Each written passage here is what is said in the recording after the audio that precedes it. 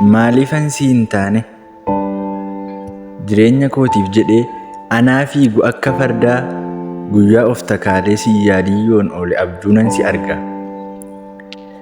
Achi na ilaalaa garaa kee jabeessitee jireenyi sitti toleeraa of narraa fageessitee haasaan koo yeroo hunda wiixataa hanga dilbataa hiika qabaachuu didee sirkaa badee dingataa qaama koo siin dhabee maalin buusa bakka kee sirraa fagaadhee taa'uu hin dandeenyaan akka kee si biraa hin galle ammayyuu siin fuudheen jiruu kootti cuubaa ergan si dhabeeti takkaa dhiiseen beekumiin millachuu duuba.